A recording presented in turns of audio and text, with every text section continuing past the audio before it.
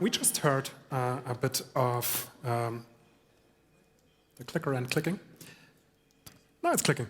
Then it's gonna be wild. It's the motto for this year, and I looked at this and said, is it really gonna be wild? Because in my opinion, it already is wild, and we already heard a couple of reasons why it is. If you look online, we have algorithmic everything, right? Every one of us has their own media usage journeys. We have lost shared reality. I don't know what you are seeing on TikTok, on Instagram, on Facebook, in your feeds. You might be living in a completely different world than I do, which is not really good for people and democracy. We see a lot of AI slop everywhere. AI has been a big talk here today. It has all amazing uses, but you can also use it for nefarious causes, for misinformation, for fakes, for deepfakes. And what do you do if you don't even know what's real anymore on the platforms that you visit? We also have a nice word that was coined by Cory Doctorow, enshittification of digital platforms. Because the internet has done many amazing things, and platforms have been building great ecosystems, and then they started turning against their users in many, many cases, and tried to wrangle back control. And nowadays, it feels like we're paying more for worse service on a lot of the things that we used to love in the last 20 years. Then there's obviously the economic struggles that we all feel, especially in Europe, and this is the backdrop under which we're operating. People are losing their jobs, they don't know, hey, what's happening next month, next year to my company, to my career? And obviously, there's also this guy and everything that happens in the news every day. So yeah, the world is a bit crazy right now. And for us as marketers, that's always the question, how do you build meaningful connections when all this is going on in the background? And people are distracted, they care about very fundamental things. Yeah, how do you do that? Yeah, turns out a lot of our consumers already figured out what they want to do. And obviously, as marketers, we follow them. And what they do is something that Franziska is now gonna quickly introduce before we jump into the panel. Thank you so much.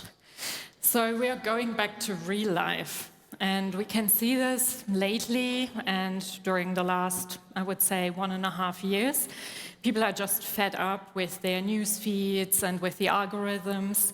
And that's why, especially with the younger generation, Gen Z, but also millennials, I would say millennials are still young, I would count myself in, are going back to experiences and in real life events. How could this look like? So, and why are we going back to theaters, to concerts? We are actually tired of the algorithm bubbles, as Alex said, then from online hype to offline belonging. As you can see, for everybody who is on TikTok, book talk, for example, is a huge thing. So you tease it on TikTok, but then actually you go into book clubs or you see in your local bookstores the sign for the books trending on TikTok.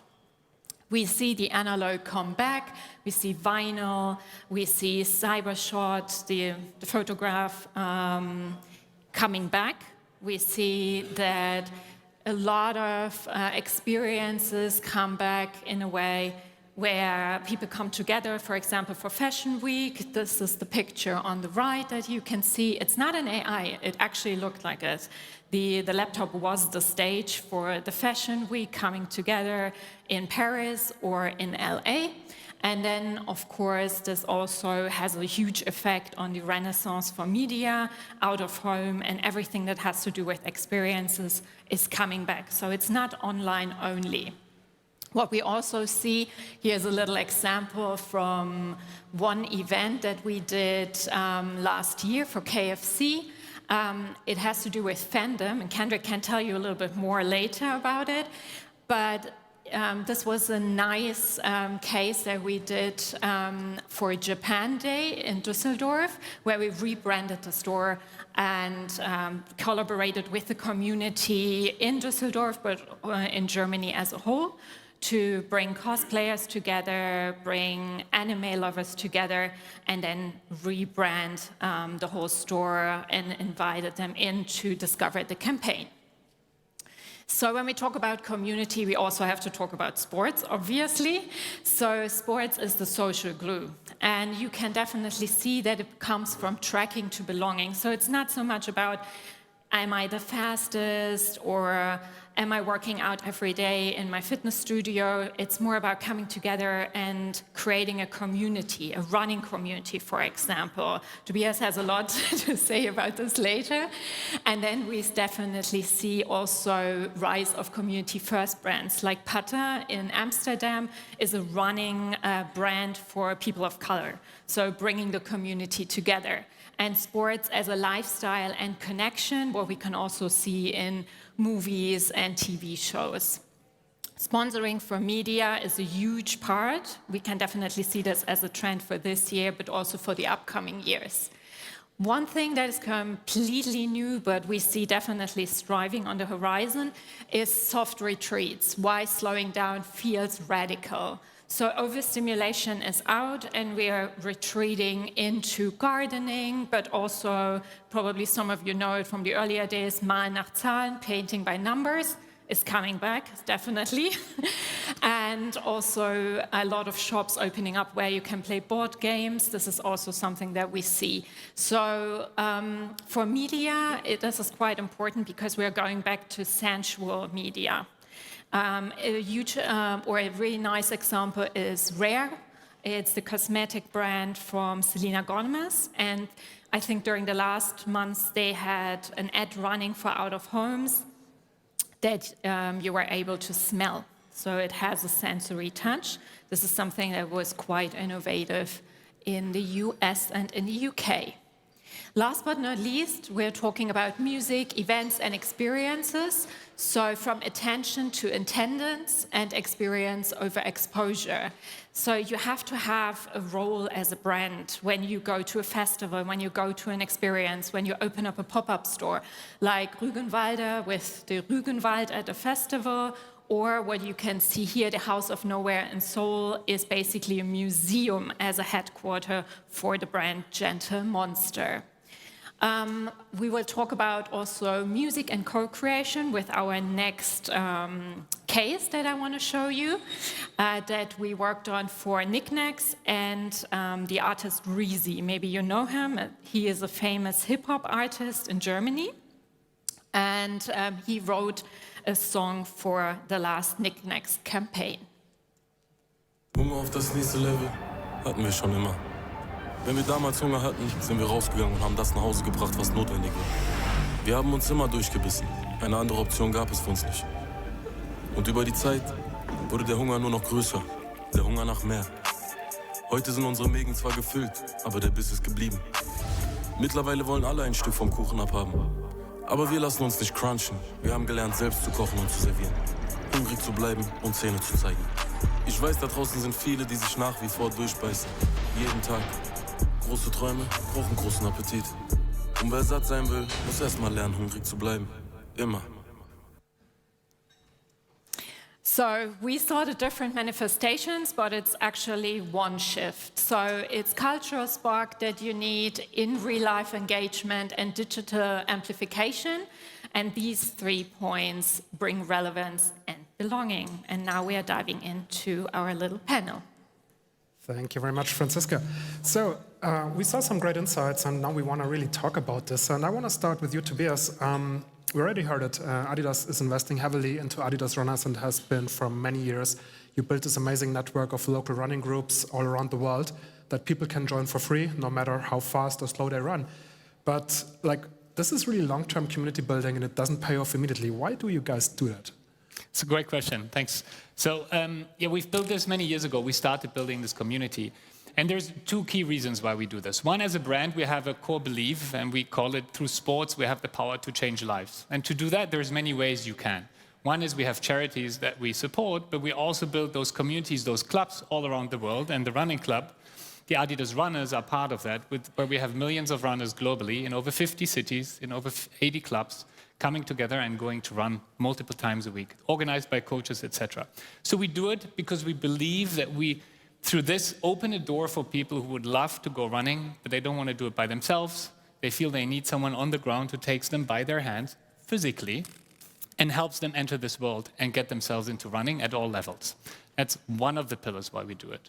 The other one is also what you have just mentioned, Franziska, is essentially because you start building a relationship.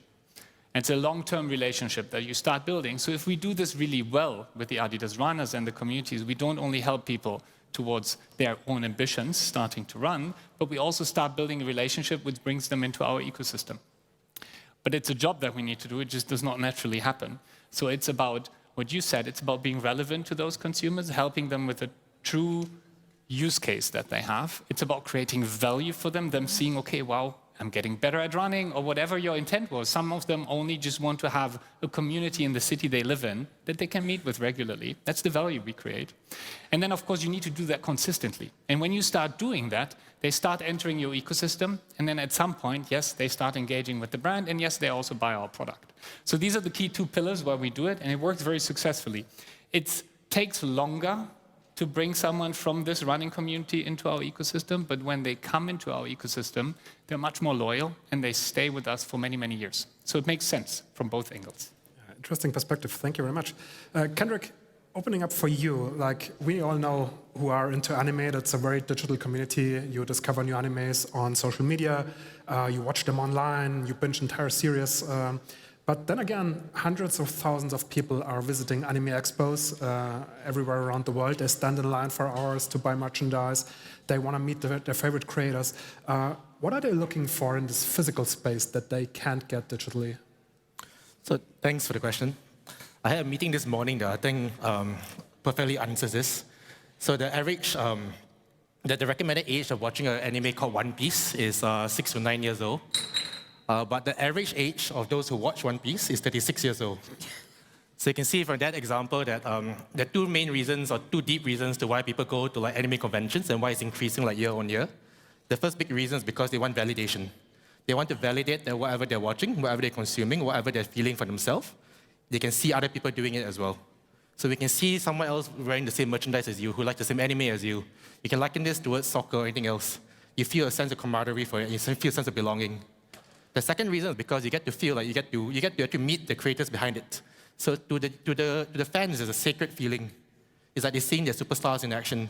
So typically when you watch an anime, right, you're always behind the scenes. You're always like in your room. You're always like at night, like 2 a.m. You're on Discord. You're on Telegram. You don't actually feel a sense of belonging. You don't feel any way to connect to your heroes. But the anime conventions allow you to do those 2 things. Cool perspective. Franziska, you already mentioned in your quick intro that you work with a lot of brands in music, in sports, and these spaces, they all demand authenticity. And when people are looking for belonging, they're looking for more than just an experience or a transaction. What's the actual difference between those 2 things? I think they both said it well. I think it's not really only about entertainment. When TikTok came up, we were all chasing the entertainment. So all the brands and we are as agencies, we try to make content as entertaining as possible. But now everything is entertaining. Everything is loud, everybody's screaming, stuff is exploding. So our content is not reaching the target group any longer. So we need belonging. We need the brands to have some purpose while you're there. You have to help your customers to achieve something, maybe out of your history of the brand or heritage of your company. You have to bring something to the table, and it maybe takes longer, but you create value that will also stay over years. And that's, I think, what makes the difference for a lot of brands that we work with. Tobias, I'd like to follow up exactly on what Franziska just said, because when we spoke yesterday, you told me, hey, one of the big shifts at Adidas that we had over the last year is that we changed our big brand campaign from impossible is nothing, which almost feels like superhuman and achievement and performance, to your new claim that is, you got this. And this really feels like a friend saying, hey, I believe in you. But how does this reflect and how do you design your campaigns, your experiences when basically someone supports you like a friend, but you're a brand, you're not someone's friend? How do you do that? It's a great question. So first we did it exactly because of what you said. Consumers in nowadays, it's not about the competition and the edge anymore so much, but it's more about having someone who supports you and encourages you to do what you want to do in the pace that you want to do it. And that's the idea behind the shift. And that's what the consumers have been telling us. So how we do this is it translates, of course, in the visual language, but also in the written language that we use towards the consumer. But even more so, if you think about our membership program, we have over 300 million people in our membership program globally. And the question is, do I just engage with them to sell them the next product? You can do that, but it won't really help you build a long-term relationship. Or do you start thinking about what other activities I can offer to them? And as the brand Adidas, we have the pleasure is we're in sports and in culture. So we can start playing with not only the football events or any kind of sports event, but we can also go into music. I don't know if any of you are Oasis fans, but there was something going on lately. Yes, Franziska, we spoke about this.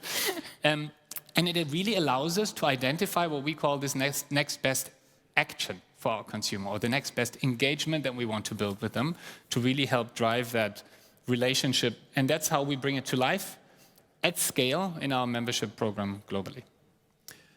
Kendrick, I'd like to follow up with you on maybe a similar direction. In anime merch, it's quite important, and usually that's very tightly controlled what you release to the public. But your company, you do it differently. You do co-creation with your viewers, with your fans.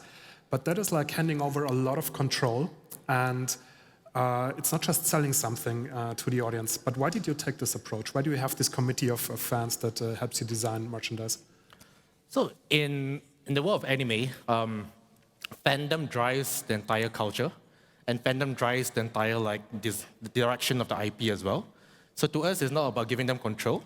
It's about us listening to the fans and making sure that the fans understand exactly that we are producing products that they actually want to see. So when we allowed the fans to co-create the products with us, we didn't just accept every single product they created. We basically looked towards them, we understood them, we tried to talk to them, we tried to understand exactly the thinking process behind it. We want to know exactly what the nuances were. And then from the whole process itself, we developed the product together alongside with them so that the moment that the product was ready, there was a huge amount of orders for us to fill because the users really wanted to see the products to go live already. I think you can liken this a lot to some campaigns that Adidas does as well. When they do these kind of campaigns online, the fans are seeing the products online on Minecraft and Roblox first. And then from seeing these products online, then they start buying the physical items. But the entire direction behind it as well is that you can see that the fans are just giving the input. Then it's up to Adidas whether Adidas want to take the input or not. But of course, I shouldn't talk for you. If I'm wrong, just let me know. Thank you very much. Tobias, I want to move on from belonging to basically the hard business truth, because when we're talking about running Adidas runners, for example, around the globe in so many cities, it's all local activations. But you want to move people to your membership program, you want to scale this thing. How does technology help you in this building these relationships? Technology is key. So AI is key, quite frankly speaking. So if you think about this, if you have over 300 million people in your membership program and I want to speak to each and one of you individually, I can't do that. We couldn't do that. I would need to have a team that is impossible to build. So we need technology to help us do this at scale. I could easily know what you like and organize, I don't know, tickets for the next sports event you would love to go to. But if I do this for all of you, I can't do it without technology. So we invest heavily into AI to help us drive personalization. That's our key focus area currently in the technology space, to really build personalized relationships. But to do that it feels normal to you, because we said it before, every mensch is different, right? So technology really helps us understand, based on all of your behaviors, how we can cater for your interest, for your demand, and then we scale it. So it's key. Without it, it wouldn't be possible to do it. Franziska, I want to ask also business-related question, because we hear a lot of culture events are very local. How do you scale that, from a marketing perspective? What do you need to do to get this out of Düsseldorf, for example, that you showed for KFC? Yeah, that's a good question, and we get that a lot, to be honest. So I think what you have to understand first is that community is no longer something that is only happening in real life. So when people meet for running or for running events or for anime events, they actually produce content. And so communities online and offline mix. So it's no longer a divide between on and offline. We have to think it together. And that's basically what we also do. You have to think media, social media, in real life experience. You have to combine everything when you work on projects for clients, because there's no silo any longer. You really have to bring everything together. And that's how you scale it. What you want is, you want to be so interesting, you want to create a real life experience that is so fascinating that people share organic content and no longer only push via media through entertainment on the platforms. And yeah, that's how we scale, or we try to at least. All right. Maybe one thing on this as well. So recently, my nephew, he wanted to buy a Pokemon item from the Natural History Museum in London because there's a campaign with Pokemon together. So to get that, you have to basically buy a ticket. So the tickets basically went on sale, and then it was completely sold out for the next 2 months. And then opened it again for another 2 weeks, and then we built basically like a bot that allows us to basically like book the tickets immediately when it went live, because he really wanted the Pokemon soft toy. So we did that. The only reason why we did that is because there are a few opportunities, to your point, whereby online and offline starts converging. He started watching Pokemon on like stream Pokemon, and he's like, I must get it. Nice. Yes. It's a great example. Alyssa just gave me the cut the panel sign, but I want to ask one last question, and let's have a little fun here, because we have Adidas, the sports brands, we have Kendrick with his anime investment firm, and we have a cultural marketing expert. If we bring these 3 topics together, anime, Adidas, cultural marketing, you have unlimited budget, what do we do? Rapid fire. Making the biggest I'll let you campaign. start, Kendrick. So I had an idea before. I have one random idea. I told Tobias just now. So again, anime basically have these like levering arcs whereby you train very hard, you like do push-ups and whatnot, and then you get very strong, and you go fight somebody. So one idea is that basically you take the anime leveling arcs, and you do like One Punch Man is a great example. You do 100 push-ups, 10 km runs, 100 sit-ups, 100 squats every single day. After 100 days, you're meant to be able to like crush a mountain and then or fly off the earth. So making basically an online or offline levering arc. It's definitely something we can bring to life in the running app. Perfect. Let's work on it. We're going to work on that. Thank you very much for having Thank you. Thank you very much for listening. Bye. Thank you.